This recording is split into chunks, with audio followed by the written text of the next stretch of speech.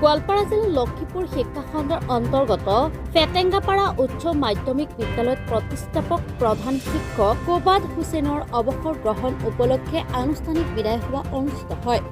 উক্ত সভাত উপস্থিত থাকে জলেশ্বৰ সমষ্টিৰ বিধায়ক আফতাবুদ্দিন মোল্লা, প্ৰাক্তন বিধায়ক চাহাব উদ্দিন আহমেদৰ লগত ফেটেঙ্গাপাৰা উচ্চ মাধ্যমিক বিদ্যালয়ৰ সকলো শিক্ষক শিক্ষয়িত্ৰী প্ৰমুখ্যে বহু সংখ্যক শুভাকাংক্ষীসকলে উপস্থিত থাকে।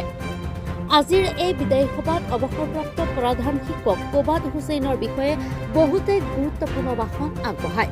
প্ৰাক্তন ছাত্ৰ ছাত্ৰীসকলেও কোবাদ হুছেইনক এখনকৈ ফুলাম গামোচাৰে সম্বৰ্ধনা জনোৱাৰ উপৰিও নানা ধৰণৰ উপহাৰ শৰাই ছাৰক উপহাৰ দি আশীৰ্বাদ আৰু দুৱা লয়। ছাত্ৰ ছাত্ৰীসকলে এই ক্ষেত্ৰত বিভিন্ন বিদ্যালয়ৰ পৰা অহা ছাৰ বাইদেউসকলেও সম্বৰ্ধনা জনাই বিদায়ী শিক্ষকগৰাকীক। বিদায়ী সভাত আফতাবুদ্দিন মোল্লাই গুৰুত্বপূৰ্ণ ভাষণ আগবঢ়ায় আৰু দুই বিধায়ক দ্বাৰা স্কুল প্ৰাংগণত বৃক্ষৰোপণ কৰে।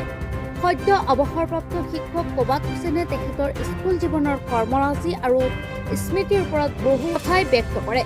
ফেটেঙ্গাপাৰা উচ্চ মাধ্যমিক বিদ্যালয়ৰ আৰম্ভণিৰে পৰা আজিলৈকে বহু গাঁত প্ৰতিঘাতৰ মাজেদি পাৰ হোৱা বহু নজনা কথাও পুংখানুপুংখভাৱে কৈ গ'ল কোবাদ হুছেইনে। ছাত্ৰ ছাত্ৰীৰ লগতে শিক্ষক শিক্ষয়িত্ৰীসকলেও উক্ত মুহূৰ্তত আৱেগিক হৈ পৰে। অনাগত দিনত ছাৰৰ সুস্বাস্থ্য আৰু দীৰ্ঘায়ু কামনা কৰে শুভাকাংক্ষীসকলে। লক্ষীপুৰৰ পৰা ৰেজাউল কৰিমৰ ৰিপৰ্ট, ৰামধেনু অসম লাইভ। সকলৰ ৰিটায়াৰমেণ্ট হয়, তেখেতে খুব ভাল এজন শিক্ষক, প্ৰধান শিক্ষক হিচাপে ইয়াৰ পৰা ৰিটায়াৰ কৰিলে। এই স্কুলখন আগত নদীত যা গৈছে, সেই ব্ৰহ্মপুত্ৰ নদীৰ পৰা যেতিয়া আহে তেতিয়া কেৱল এখন ঘৰ লৈহে আহিছে। আহি পেলাই ইয়াত আমাৰ মানাসপাৰাত তেখেতে স্কুলখন খুলিলে, মাটি ল'লে। তাৰপিছত লাহে লাহে গোটেই বিল্ডিংবিলাক তেখেতৰ প্ৰচেষ্টাত বিল্ডিং হৈছে। আৰু এতিয়া ৰেজাল্টটো আপুনি গোৱালপাৰা জিলাত স্কুলৰ ৰেজাল্ট বুলি ক'লে ফেটেঙ্গাপাৰা স্কুলটো এখন স্কুল, ৰেজাল্ট খুব ভাল ৰেজাল্ট হয়।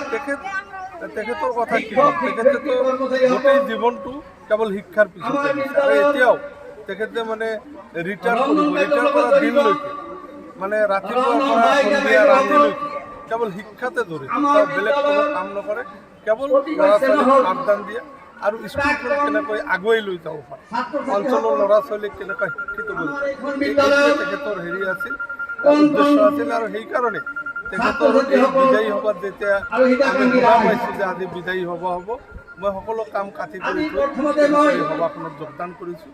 আৰু সভাত যোগদান কৰি সকলো আপোনালোকেও দেখা পালে সকলো ধৰণৰ ছাত্ৰ ছাত্ৰী, শিক্ষক প্ৰাক্তন শিক্ষক সকলো মানুহ ইয়াত আহিছে। এনেকুৱা বিদায় সভাত ইমান মানুহ, ইমান মানে তেখেতৰ গুণমগ্ধ মানুহ, সেই কথাটো আপোনালোকে গম পালে।